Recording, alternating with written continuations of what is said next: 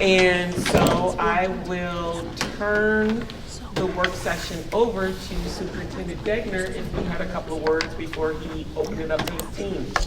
Sure. So it would have been a month ago now. I think it was our second September meeting. Of course, we had several community commenters that came and spoke to the district, and then we followed up that evening with a presentation on what we had referenced as continuum of services. I think tonight, some of the points of that presentation and where we kind of started some of that conversation with you will make some sense based on the data that the team is going to share with you. Trying not to say too much about tonight because I told Tracy to open the topic here, but I think the thing I really wanted to communicate to you, this will be an ongoing conversation for us, right? So we're going to come back to this in a series of work sessions as you've seen me share with you. So tonight, then we'll do one in November, one at the December meeting, and right now what we have planned is a final one in January. Some of this work has been ongoing for us, even way back into last school year and things we had talked about into this school year.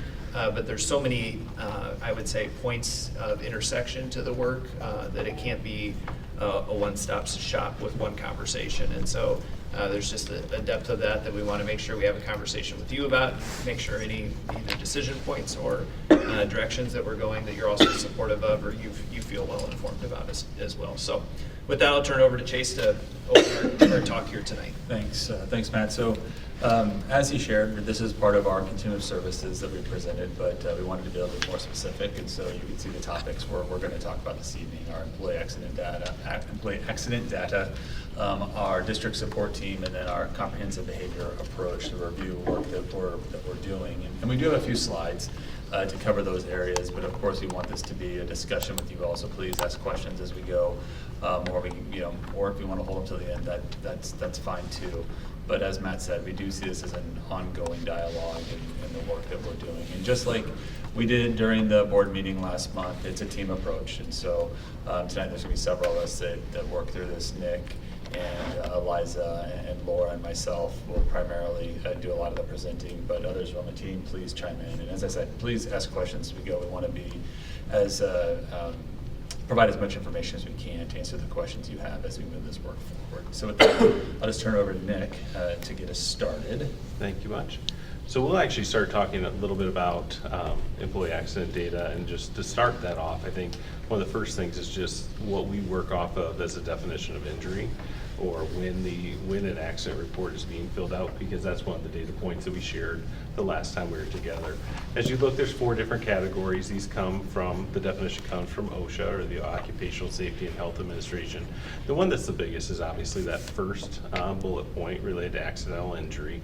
Some of those others don't occur as much in our work environment, but accidental injury is where this kind of our topic tonight falls. This is also where student assault would sit, or where we have incidents where students have intentional actions where a staff member gets injured. So that's where you're seeing a lot of this data, and as we talk about our accident report data on the next few slides, we wanted to have this consistent kind of definition to start with. As you go to the next one, we shared with you, kind of the one we pointed out was the injuries needing outside medical attention before. Just to go a little broader to that, this is looking at last year.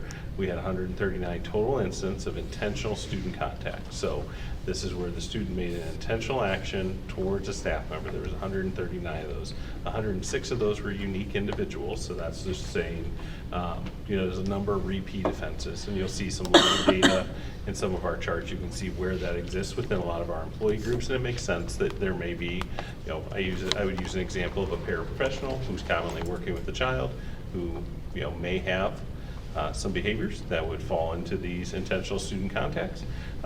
They may have more than one incident. The majority of these did occur at the elementary level, and then we'll talk a little more about bites later on, oddly enough, but last year we had 6 bites that need outside medical attention. That number will actually be much higher through this year, just because we've gotten some different guidance on how to address bites that break skin. So this is, I think, a pretty telling piece of data where a lot of our information sits. Is if you look through the positions to which people who had these incidents go on, where it was an intentional act by a student. As you can imagine, special education paraprofessionals led the way. If you've had experience working in a school, you know that those are some of our individuals that are right at the forefront of a lot of difficult situations. It's one of the reasons why when we had negotiations last year, we really worked on some of that complex case differential because we knew this was something that was going on with some of our employees. And then also looking at the behavior interventionists, which work as a part of our special education team, and then also into special education teachers. Those that comprise about 75% of the total injuries from the category. And you can kind of see how it scales from there throughout our process. The next slide is one that I think is an interesting piece of information for you to see. So we took this is a lot of the work of Corinne Frank. I need to give her credit for this because this was a terrible task to try to work through. The accident reports themselves do not give any sort of student information. They're not supposed to. It's just saying, hey, here's the incident, here's what happened. This is the accident that's being reported to our workers' compensation insurance company. So we took that accident report and then tried to find a corresponding behavioral referral. There were some situations where we didn't have a one-to-one correspondence, and we'll talk about how we're addressing that later on. Sometimes the data was being recorded in a different place, maybe in the IEP, maybe in something related to the behavior intervention plan, but there wasn't always a corresponding event in Infinite Campus. But in the cases that we had that, this is what the report would tell you. So the darker blue line was the total number of student events. The lighter blue line is looking at that same grade level. Did those students have an IEP or not? So you can see there's definitely a correspondence between those two things. And then into the next one, this is where we start talking a little bit about trends or thinking about next steps. This year, we already are seeing more people reporting incidents. I think, Eliza and I have kind of chatted as former elementary principals. There's probably times we had, you kind of walk into a situation knowing, well, I'm walking into a situation with an upset kid. There's a possibility they may do something, and we probably didn't report those things. And I think a lot of our employees do that. We really are encouraging people, if there's something that happens, an accident happens, please report it. So that way we can have accurate information, we can address it accordingly, we can help those staff members. So that's something that we'll probably see an uptick from that 100 and whatever, just because I think we're getting a little more of an accurate picture. I mentioned the bite situation. Some of our little ones are biters. That's how they communicate. They don't have a lot of other ways at times. So when a bite does break skin, we are asking, actually our workers' compensation insurance is asking that they go see occupational health or urgent care just to get some additional, get that looked at, potentially get some medicine and to prevent for infection or different things of that nature. A couple things that we're really proud of improvements. Our nurses have been doing just a wonderful job of notifying the human resources team when there's an injury related to a staff. Like I said, something's happening, they're letting us know. It's just helping all of our response times. It's not just we're getting the report in our email or it's going to one person. Our nurses are reaching out, giving us a heads up. We're making sure the school administrators know as well. That's really been a nice communication change, and I give a lot of credit to our nurses of really taking that and taking some pride in and making sure that the communication loop is beginning and everyone's informed of what's going on. You can imagine some of our buildings trying to catch the nurse and the principal and everyone at the same time can be difficult, so they've really done a nice job helping with that communication. And then to the previous chart where I said we didn't always have a corresponding behavior event for every accident report, we are asking that if something like that happens, there should be a corresponding event. So if a staff member was injured because of an intentional student action, there should be something in Infinite Campus as well. So that was some communication and work we've done with our administrators at the last admin council. So hopefully we'll see that data be a little more accurate as well. And that's one of the things, continuing to work with our administrators related to reporting incidents and then just the overall process related to accident reports. So that's a little bit of a quick overview of some of the data and kind of some of the correspondence between the pieces of data as well. Thanks, Nick. I should have said this in the beginning when I was kind of going over what we're going to cover tonight. The why behind these topics is, if you remember, these are some of the areas we highlighted during the presentation. Matt talked about this being an ongoing conversation over the next several months. But we wanted to start with these three areas because there are things that we talked about during the open session, and so we wanted to make sure that we came and did a deeper dive on these.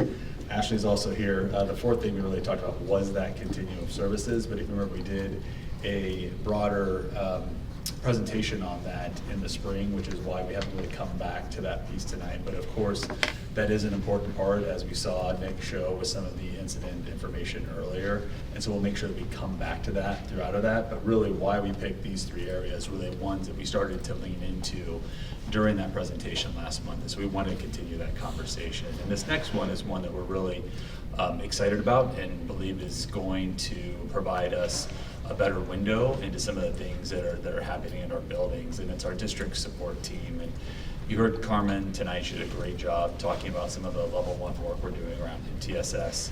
And part of that work that you hear about in the coming months around level 2 and level 3 are things like our student support team, our PBIS teams at our building level.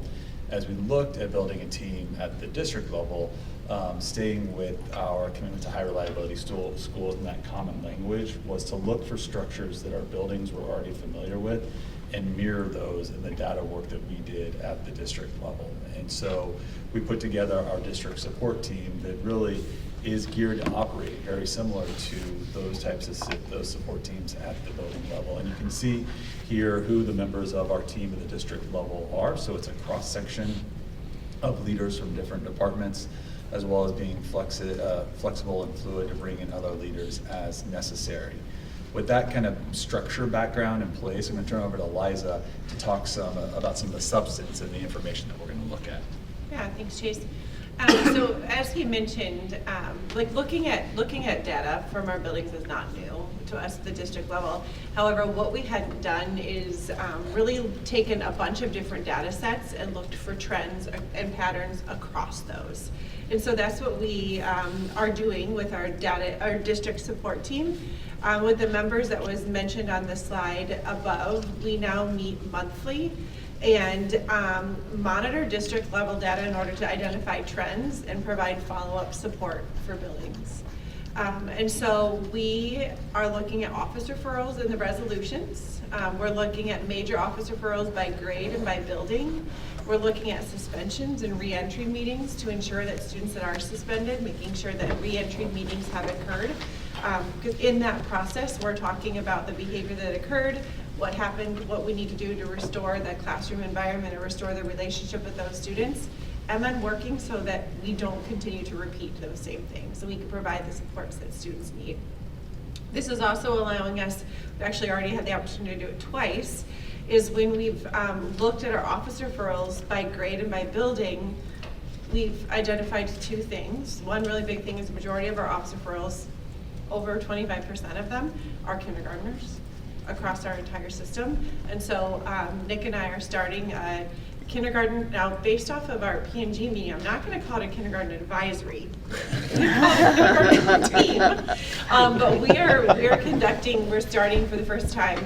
We're going to have 3 meetings over the course of this year to work with our kindergarten teachers to identify some of the successes, the challenges, and what we can do now that we have these full-day preschools in our system to make sure that we're closing the gap and having some alignment from our preschool into our kindergarten. So that was a direct action that we were able to take by looking at that data.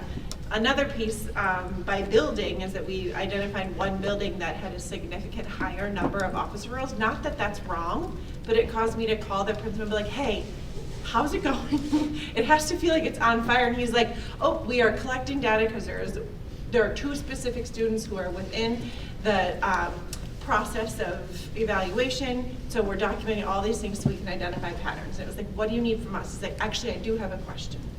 And so it was great because it wasn't him having to reach out. I was able to call and say, we've identified this, provide the support we need, and learn a little bit more about that. Another data set that we're looking at is our social emotional learning screener. Carmen had talked about this a little bit earlier when talking about level 1 of HRS. But those of you that have students in our district know that a part of the registration process in Infinite Campus is giving permission for your students to take surveys. And so we had over almost 80, about 78% of our families elect into that Panorama SEL screener that is 3rd through 12th grade in order for us to see how students are doing. We're looking at trends that we're able to see there.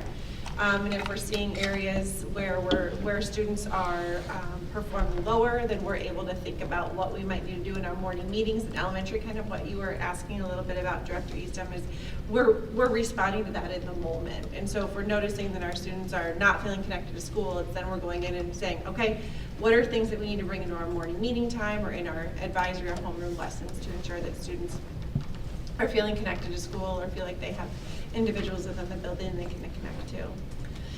Another data set that we are reviewing is our academic performance. And so 3 times a year, we're looking at our screening data, which is through FAST. We've talked about that with you guys in the past, just so that we can identify the students that are at risk. But what we're looking for are grade levels or buildings that are what we would consider kind of falling out or significantly lower than other ones, so that we can check in again with that building and say, hey, we're noticing some of these themes. What do you need? Do you have a plan? Do you need someone to come and support you? Do you have questions, or do you feel like you're on track?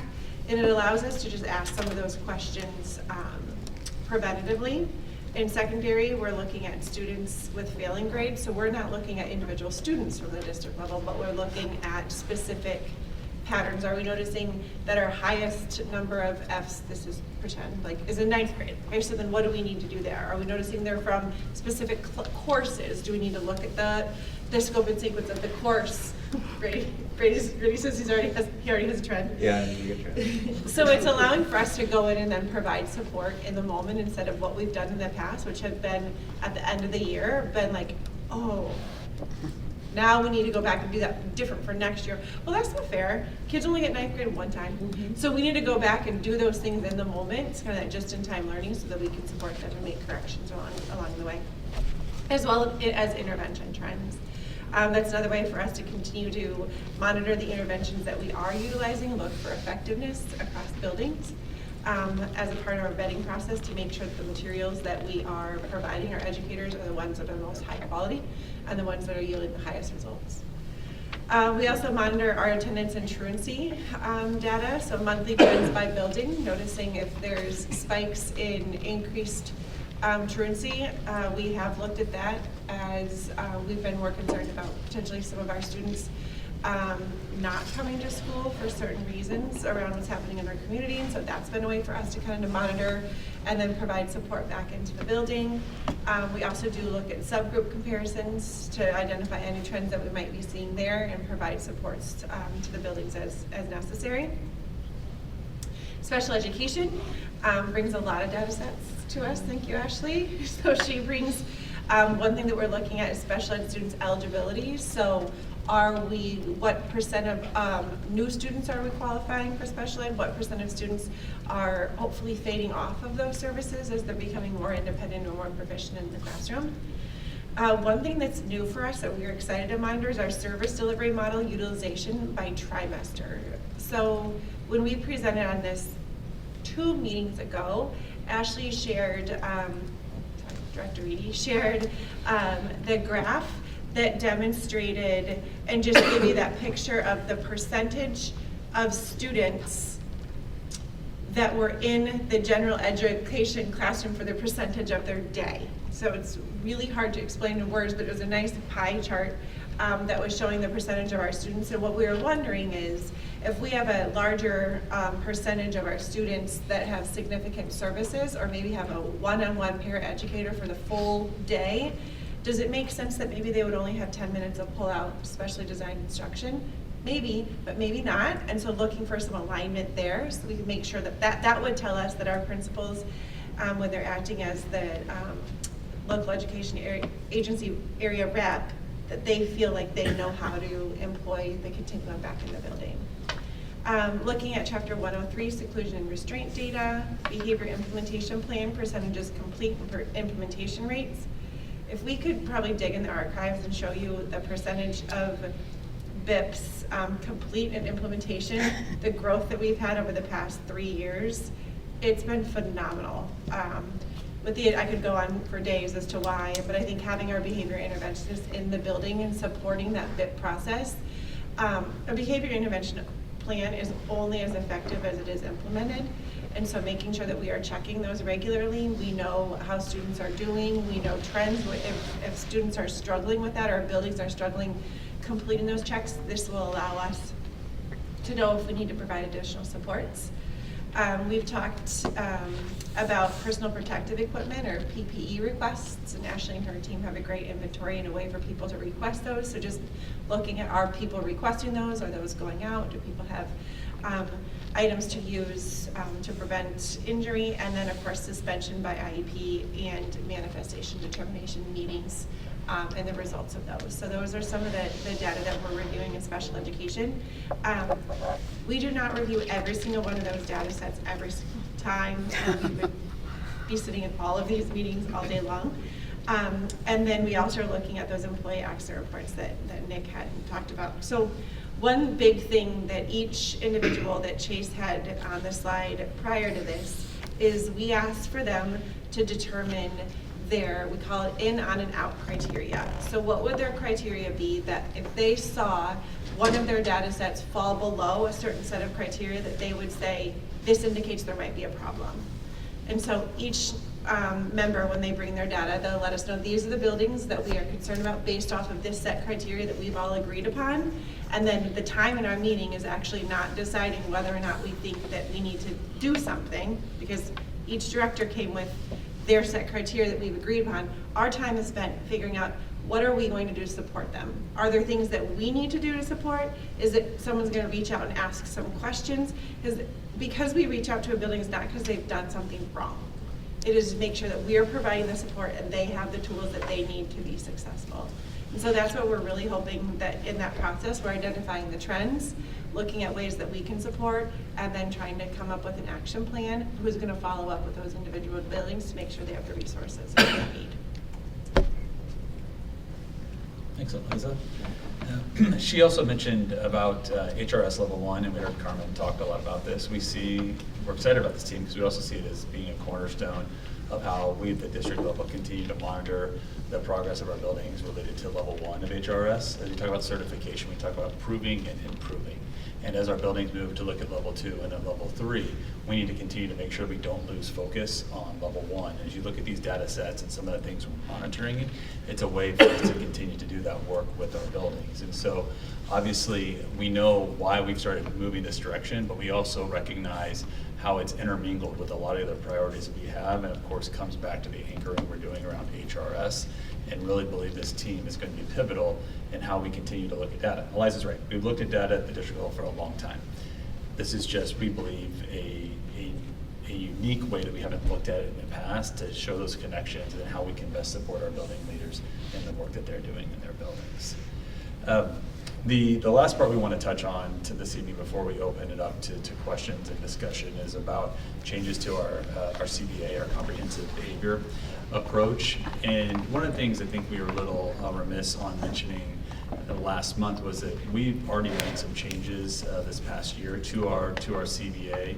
And Ashley might have talked about this in one of her presentations during last school year about our designation under Part B of the IDEA related to suspensions. And so we had done some work in our CBA related to looking at suspensions of students and how we go about that and what those categories look like. And so this is work that, like many other things we've talked about, is already underway, but legislation's always changing, as the superintendent alluded to in a couple of other discussions earlier. And so this is another area we continue to lean into. And we mentioned to or noted to there on the presentation, Board Policy 503.8, and then looking at our area of physical aggression. And I'm going to turn it over to Laura to talk more about these. So yeah, it's really a living document still, our comprehensive behavior approach plan. We're going to continue to work on it.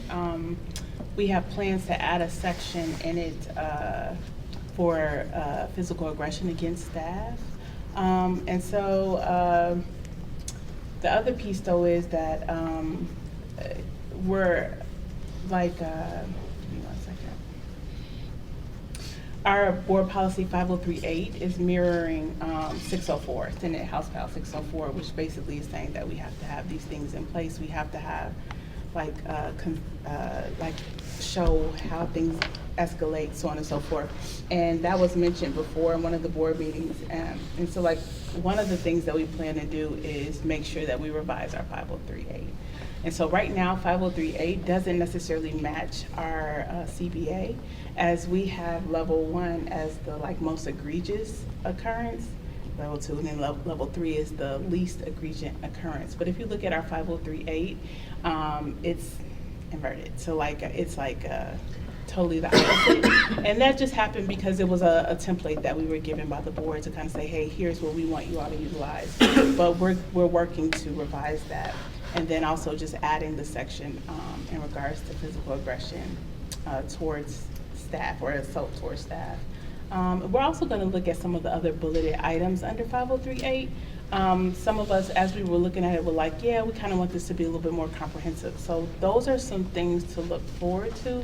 We're currently in the process of creating that draft for physical aggression / assault towards staff with our CBA. But like, you know, in our comprehensive behavior approach plan, there's the, you know, the 1, 2, 3, and it's guiding principles in how to determine severity, so on and so forth, and then some suggested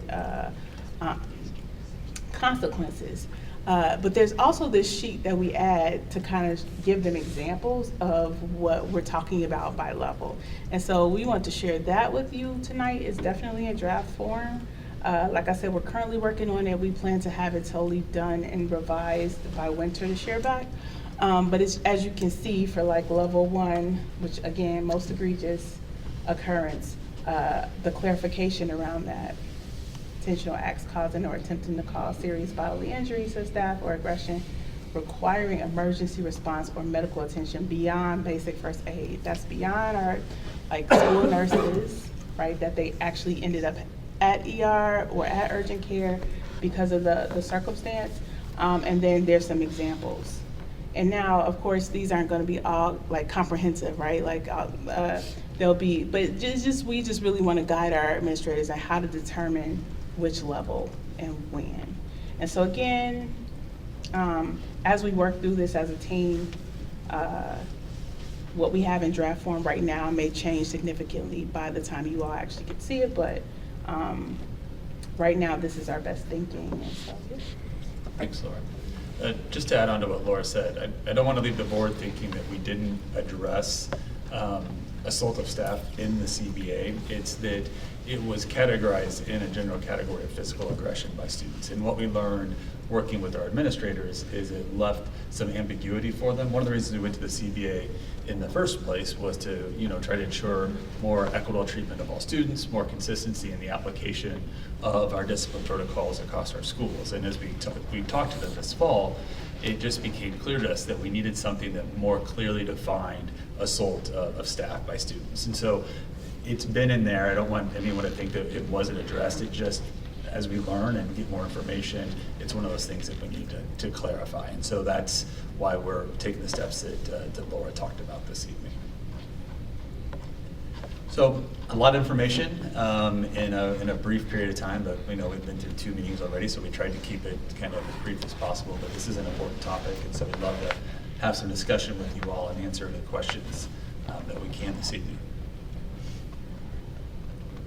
Can you go back to the slide with the graph on it? I don't know if it's Nick or Chase has command of these slides. This one? Yeah, looking at that, with the blue, dark blue and the light blue, this is showing probably 95% of the incidents are by students with IEPs. Would you say roughly? Yes, of the ones that we had a corresponding behavior event, yes. Okay. Is there any, in your mind, why is second grade a blip that goes up? Is it because the kids are getting big enough to do things, or what? One thing I didn't point out when I was in the graph, and I probably should have, in some cases, we're just looking at like one student, like elevating the numbers completely. Okay. You know, at one other grade level, legitimately, it is one student who has every one of them that's in that category. So it could just be a 1 or 2 student situation that is causing the number to be high. So it's not necessarily, and in the second grade, that would be one where it's really, there's one student that really skews the number a little bit. So that would be kind of the answer there. So there's not really a uniform thing. I think the trend you really see though is, you know, the younger students is where some of this is coming from. And because this is matching, and this isn't a criticism by any means, because I know you're working with data that is unmatched. Yep. When you go back 2 slides for the 139 contacts, that is not the total 139 Correct. draft, okay. Yep, and that's because we didn't have the corresponding event in Infinite Campus, so then the number, that's why the numbers are off. Is Okay. because we only included on that particular graph, the ones where we could then identify the student and then identify if they had an IEP, if they did not have an IEP, whatever other student information we would have had. So there is a portion, and that's why we are working on that piece. There is a portion that just, we have the accident report, but we don't have then the corresponding information about who was the student, or any of the data that surrounded that child. You have a lot more accident reports than information about the students. Then this particular one, Well, just generally what you're looking at. this is about probably 60-some% of them had a corresponding event. I'd have to count up my math there, I don't know. The thing we thought why it was so valuable is, I mean, yes, that's a significant number that aren't in there, but it's also a viable number to show a trend, Yep. right? About that most of these that are coming forward are related to students with IEPs where we do have accident reports. And so if it hadn't been such a burdensome task, we would have probably asked for a year or two back to see if that matches. I think anecdotally, we tell you just from experience that that's where it's happening. That was our gut feeling. That's why we even started with some of the continuous services conversation with you last time. I think this confirms that. We'll obviously have some better data at year end, right, to compare and to start to do some year-over-year comparisons now that we've identified that gap in reporting, so. Like Nick had said, I feel like it's fair to call it out because it was my own self. But as the building principal, like, there were times where I unfortunately was bit, or hit. And it was documented in a student's IEP because we were keeping track. We didn't go back and put it in the Infinite Campus report, and shocker, I also did not go seek outside medical attention. And so we wouldn't have seen that data at the district level. And so that's what we're trying to make sure people are doing so that we can track that, monitor those trends, and make sure that Molly, I'm sure you're probably in that same boat. It was like, oh, we know we had it in there. It was a physical aggression. We're working to reduce those. I'm okay. Right, We and- didn't go back and put it in that additional piece, knowing we're asking people to do that, so we just have that better idea of what truly is happening so that we can ensure that the supports are in the right spot. I mean, there's plenty of places that special ed teachers already have to Oh my goodness, right. blah, blah, blah. So I see why, I mean, I know why it wasn't happening before, but it makes sense to So happen. this number of 139 students that are shown on one of the slides, it's labeled total number of incidents of intentional student contact. There are many more incidents of No. student contact than 139? I don't know that. I think that's what was reported in accident reports. Okay, So so that's, that's what I'm getting at. We okay, I don't know how misunderstood. many. We know we have a total of 139, Charlie. What we're saying is that next graph, Chase, we go back to that one. This doesn't make up the total 139. So there's 139 accident reports. We know that we have a handle on all of those accident reports. Were there more than 139 incidents of students being physical with students with teachers? Not reported to us. Not reported in That captures So we- everything reported to us. Eliza and Molly are kind of speaking to the concern. There could be some people that haven't reported. This year, we feel like we're seeing more of those reported. Correct. What's not represented in this graph right here is there's not all 139 incidents represented in this graph. What I'm trying to get at is when I look at that number 139, that's not the magnitude of student misbehavior towards staff. No, I think too, the piece is, we can only know what's reported, right? Even at the building level, if especially when you're working with students with, extreme behaviors, you're like, the teams that work with them know they're not gonna report every single thing. We're trying to get people to a place where they are reporting more so we can know how to help, but that's not the culture like that, do you get what I'm saying? Like, we can only assist with things that we know about.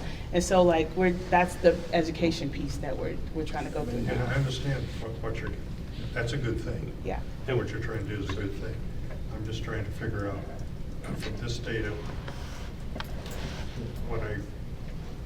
what we might be able to speculate on in terms of the total number of the actual incidents of intentional student contact.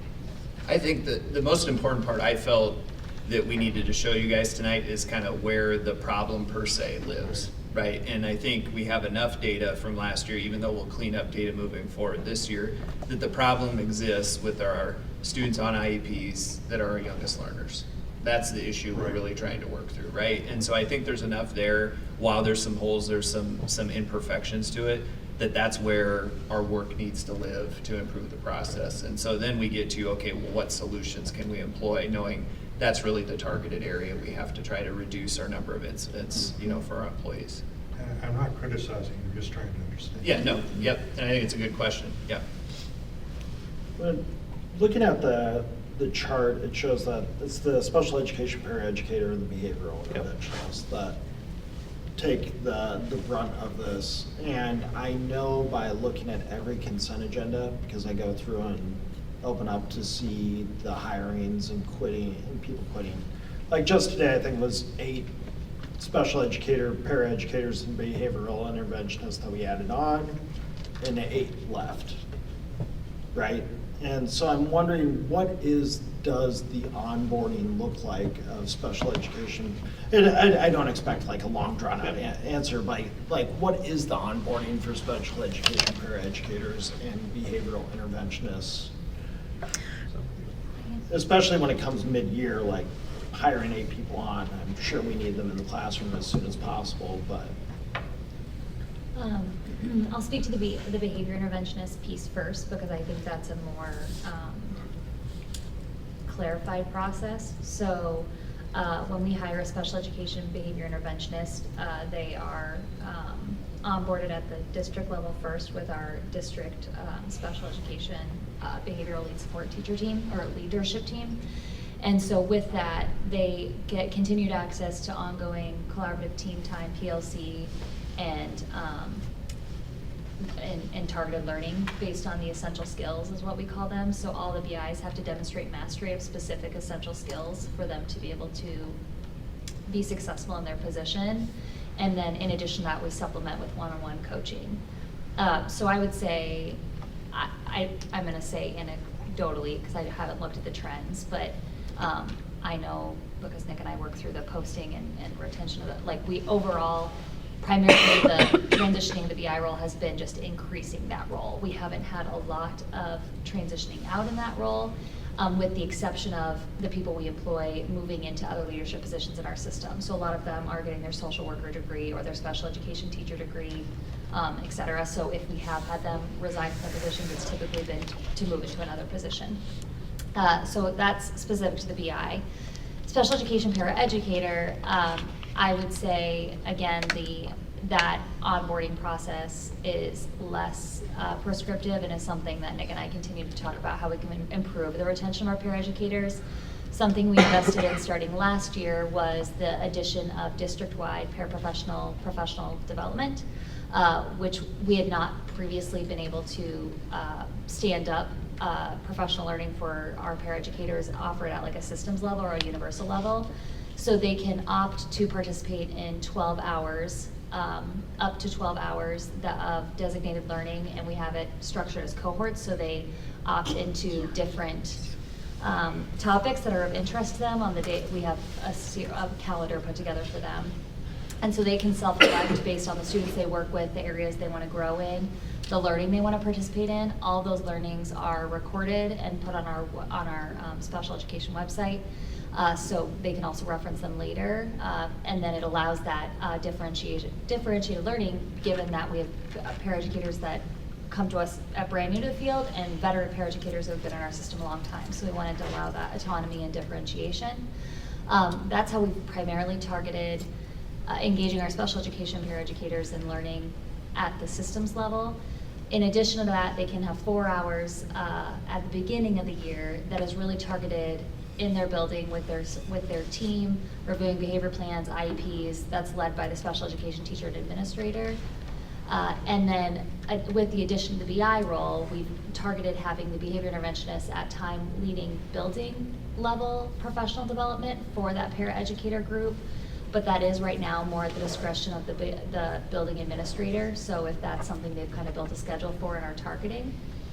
And then as far as the onboarding or orientation of that employee group, it would really be when they're hired, they go through our typical HR orientation processes, but then they do immediately go to the building. And so that's where I would say there's a little bit more variability by the building in regards to what that introduction looks like, especially to your point, when that's happening mid-year.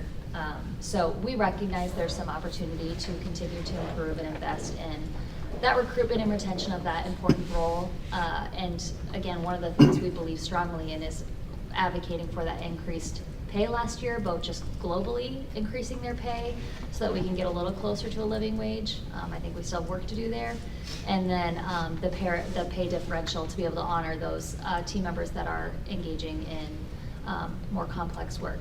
I know Nick and I have some other ideas, but I don't know if we're to the point where we're ready to bring them yet. But that's something we continue to problem solve around. Those elected 12 hours, are they paid for? Yes. Okay. Sorry, I should have clarified. Yes, they're optional in the sense that they're not part of their negotiated agreement or their contract, but we absolutely pay them if they choose to attend. So this question, oh, go ahead. Oh, this question is going to seem like I'm getting kind of into the weeds, but this is some of the feedback that I'm getting about the personal protective equipment and people having difficulty getting that personal protective equipment because of some resistance of what message that might be sending to our parents if our employees are wearing it. So I don't know if anybody can respond to that, or are we making more of an effort to get that, like the bite guards, for example? Does that sound familiar to anybody? Yeah, That it does. there's a resistance to like some of the maybe building administration? No? Okay. I don't know. Okay, all I right. can speak to the process in regards to like Okay. the responsiveness when we get the request, because I think that's something we've worked to implement due to some of the stuff that happened at Van Allen. Was that last year? Yep. We wanted to ensure that there was a high level understanding of what PPE is, how do I access it, and then that on the systems level that there was a immediacy to the response when that request was put through. So we have continued to review those processes with our building level administrators and made them available to our teachers. It's a really simple Google form they go in and fill out, and then it issues kind of a series of steps. So the first and most important is that we immediately get them the equipment they're requesting and the training if it needs additional training and usage. While we're doing that, we then examine the situation, what supports are in place, is there a need for some additional team members to come in and partner in some problem solving, or look at the services in place to get to what is causing, obviously, the behavior that's resulting in a need for PPE. So those things happen simultaneously. I would say that what I'm more familiar with is sometimes running into resistance with staff not wanting to wear PPE, whether that be because, and speaking from experience, there was a couple years there where I had a student that I had to wear like a long sleeve Kevlar vest, and then in addition to that, some stuff on my legs, and it was really hot.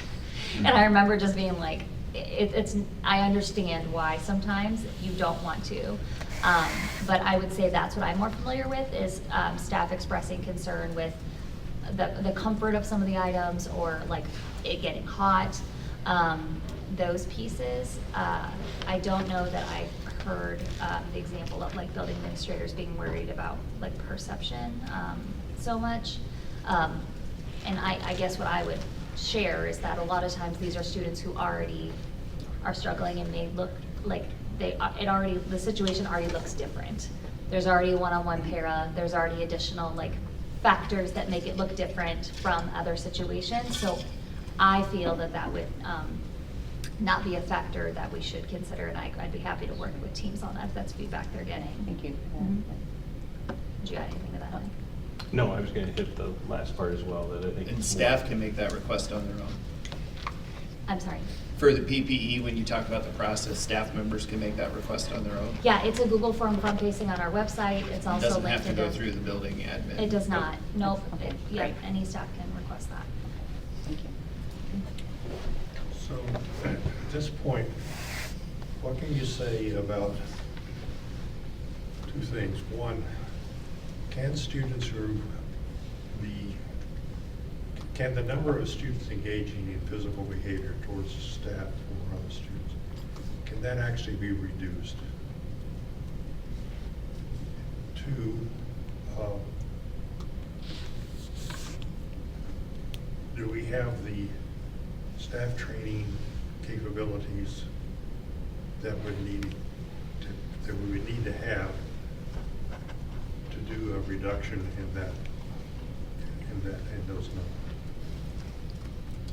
Well, I think I'm optimistic about the reduction possibility, Charlie. It's just, when does the reduction happen? Like, if you go again back to the bar graph, you see that by the time students get to our secondary schools, we're successful in, for the most part, determining a plan that works, right? That has some balance. I think the struggle with our earliest learners is we have the least amount of information on the student for what works and what is successful and what amount of expectation they can handle, and trying to create a plan that is successful for the child. And lack of success, unfortunately, yes, sometimes looks like injury to others, right? And so I think it's no accident by the time they go to our secondary schools that we have a more defined plan about what that's going to look like, that doesn't see as frequent occurrences happening there.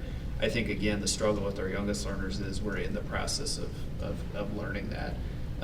When the team talked about the district support team data points they're looking at, is also trying to, those data points are important for us to know, are we, again, accessing all parts of that continuum to make sure that we're trying to find success sooner rather than continuing to force an issue where we're experiencing lack of success over and over and over, and replicating, some unfortunate results, or are we pulling back into some other models and methods that could demonstrate some success and keep people in a better position, or keep them in a safer position more readily. So I do think we can. I think it's hard to also, though, guarantee that, because just like Nick shared with one student, being able to influence and drive up those numbers, we serve all kids.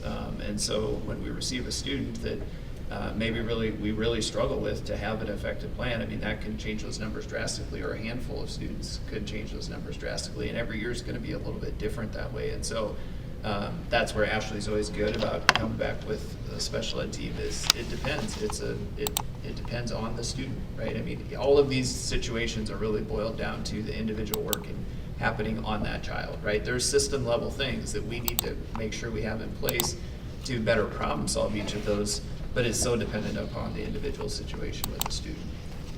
I think, just to answer your second question a little bit, especially with our preschool, kindergarten, and first grade, is we're working really hard about the professional development. What we're doing to supporting teachers is we're seeing an increase in the number of students that have more complex needs at our younger learners, a real drastic increase in the number of students that have no to very limited language, so that we know behavior is the best way to communicate. And so they're communicating in different ways. So we are seeing an increase in our kindergarten numbers with biting, and we know that biting is a way. It is typically developmentally appropriate around 18 months, 2 to 3 years, and we're seeing that.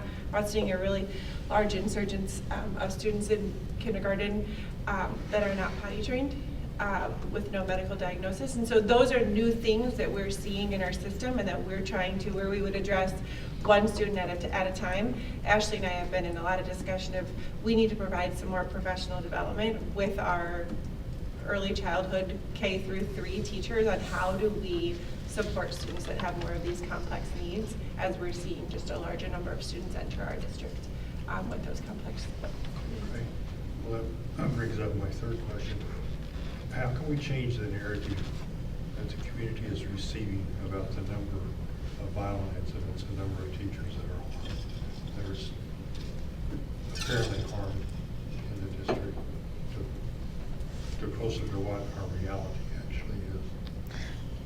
I think it's a good step to try to get everybody to put things in Infinite Campus. And I mean, I think if we have more, as the information becomes more accurate, I think that'll be more believable as people start to think, okay, it is worth reporting this because, you know, that will show a better trend. I mean, I just think pushing that issue will provide more trust from the staff and then hopefully more trust in the community that what we're doing to prevent these things from happening. I really appreciate the fact that the team remains super duper responsive and tries to be as flexible as possible. Like, we won't ever stop trying to figure it out. Mm-hmm. But I was in church this past Sunday, and I glanced behind me, and it was one of my former students who was in 7th grade, and he is one of the students that will be considered like in this situation here. He beat us all up. He beat us up. Mm-hmm. He beat us up. But 7th grade, and I'm thinking, and I'm watching him, and I'm like, wow, like he's grown now, but you would never be able to tell he was the same student. And I think we need more of those type of like testimonies too, to kind of balance out, like, there's gonna be some rough times because we don't know, it's an unknown. Like, we're talking about human behavior, right?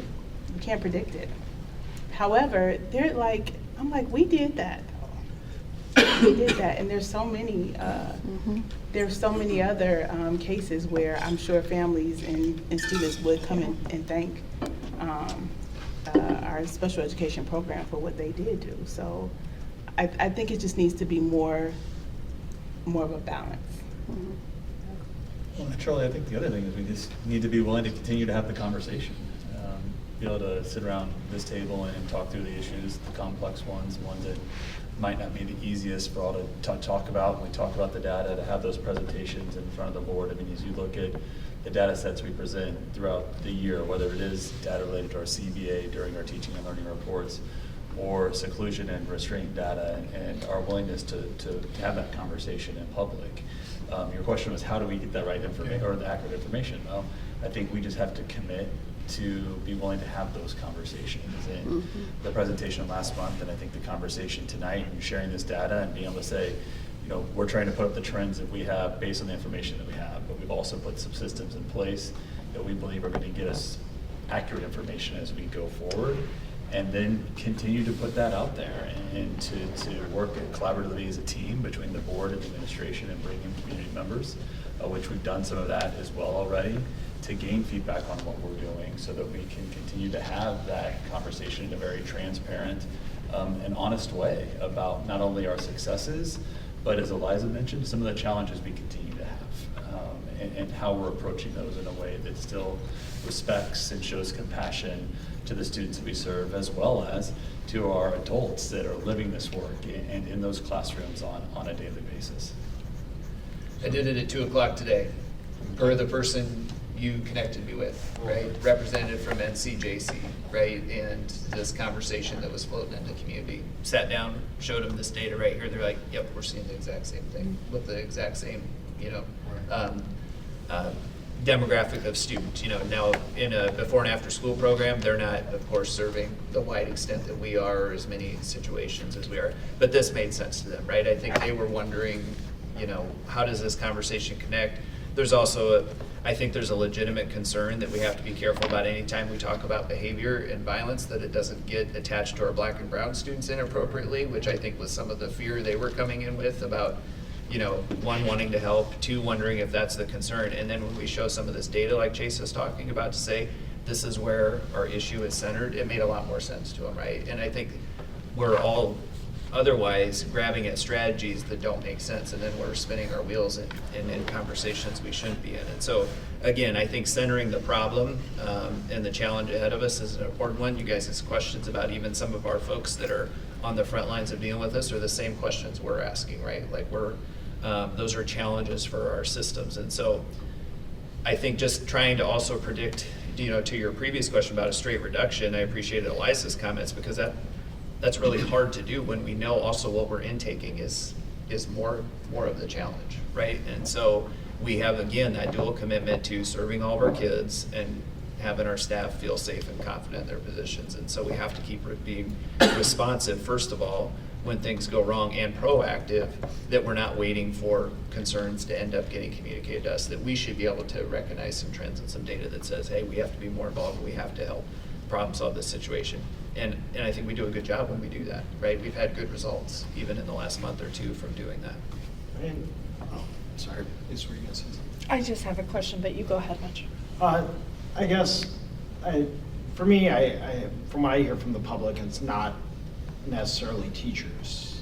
It's other students, Yep. student on student. And I mean, when I look at the student behavior statistics for 23-24 for out-of-school suspensions, there were 700, or total between physical aggression total and fighting, there were 630 out-of-school suspensions. So that's like district-wide, 180, it's at least 3 a day.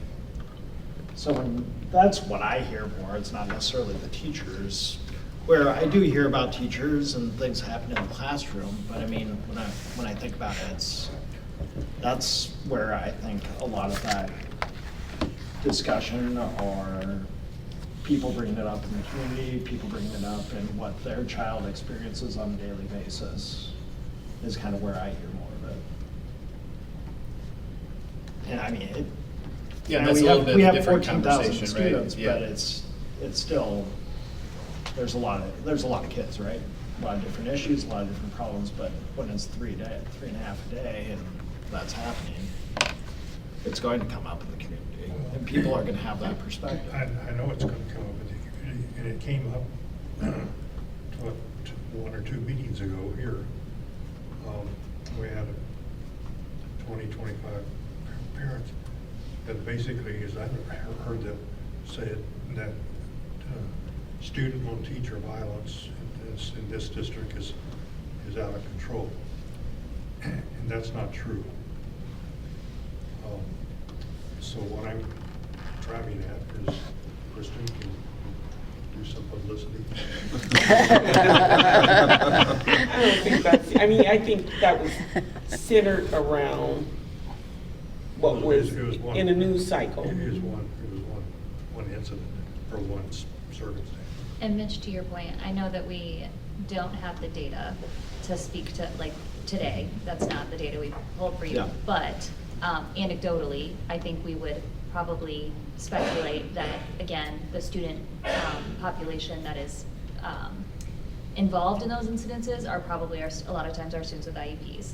So I do believe that if we are targeted in our work to address, kind of as Matt is centering on, like, what is the problem we need to be responsive to, that is where the intersect of our continuum of services comes into play, and ensuring that our plans are matching the level of, and need and intensity of our students, and that their services match the level and intensity and need of our students. And so looking at the implementation of where are they receiving their services, how many minutes of instruction they're getting, how are we supporting and training the adults that are working with those students, all of those places, all of those components should result, the hope is, in a reduction of injuries that are occurring with staff and incidences where students are having a harmful interaction with another student. Be 241 of the total were IEPs. Yeah.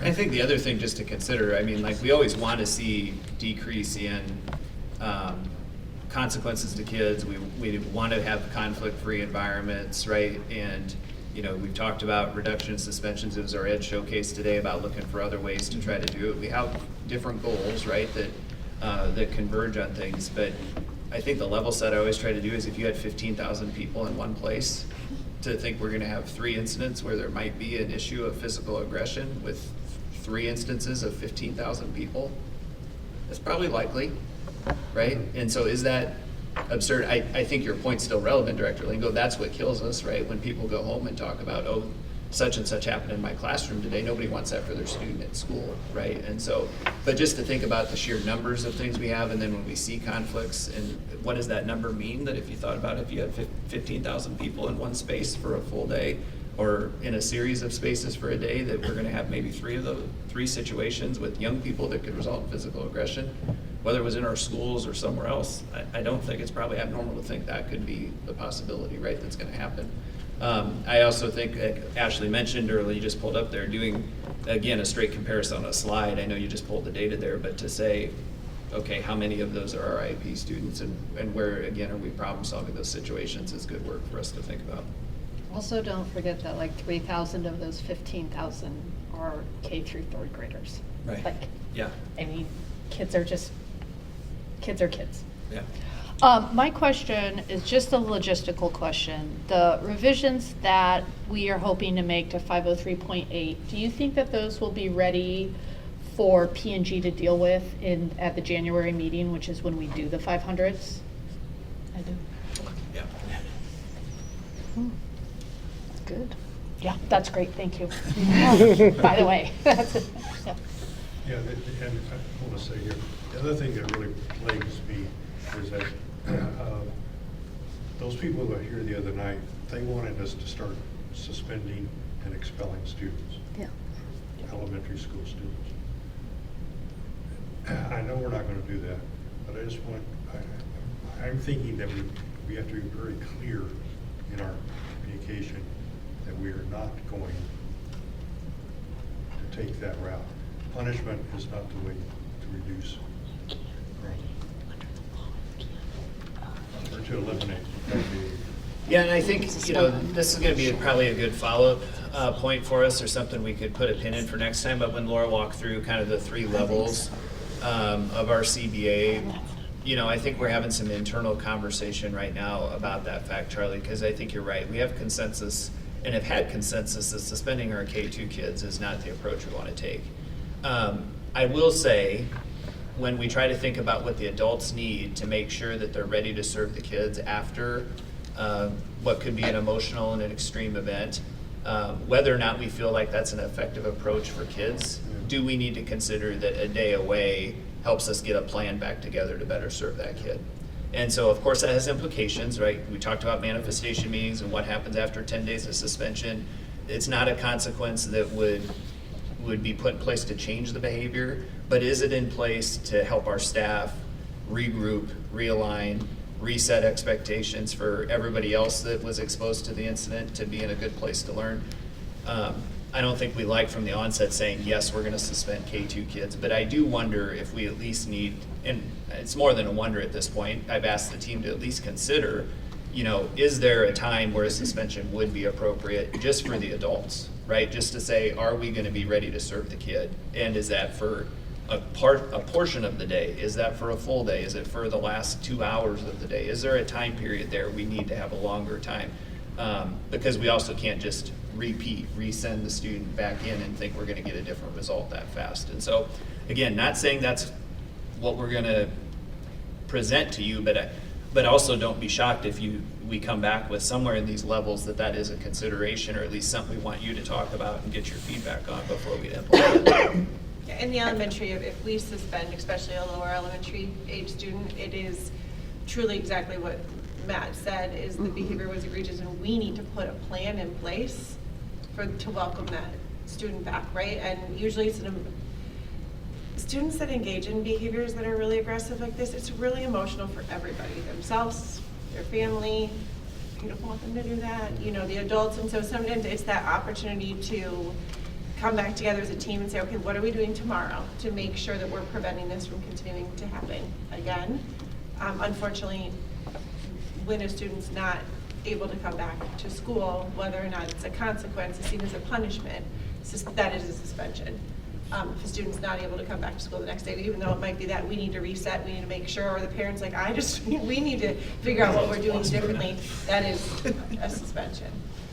Whether or not it's a consequence or punishment. I could definitely see that and understand that. I think that in our work on, if that's an element of our work and our resolution here, we need to be real frank about not doing that portion of it. Yeah, I would say a vast majority of the times that our principals suspend a student, Lucas, myself, Laura, Ashley are consulted. So of those 600, I bet you we've talked about 598 of them and are, looking through that CBA, talking through it with them to ensure that what happened is in alignment.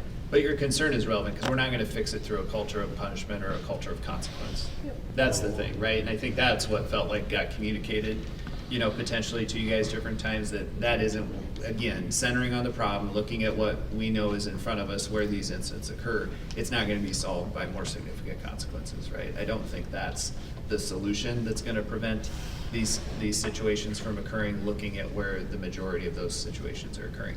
Is there a needed step, again, to maybe consider our staff's needs and something else we could do? That may be a reasonable part of the conversation.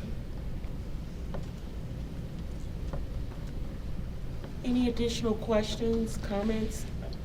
I don't want to belabor it, I just really simple question. The report form that folks use to report incidents, super short, like takes 5 minutes. But that's, we don't have control over that. So the The accident accident report. report. The accident form report is- It is provided by our workers' compensation Oh, insurance. okay. So That's what I why need to it know. has, so Yep. that's the difference there. So it does take a little bit. Our nurses help work with employees, help get that filled out. I mean, but yeah, it does take a little bit. There's a fair number of questions, but That's what I wanted to know. Yep. Thank you. There's nothing else. Oh, wait, we're just in work session. I don't have to ask for a motion. Yes, I do. Is there a motion to adjourn? Motion to adjourn? Second. Oh, thank you. All those in favor? Aye. Meeting is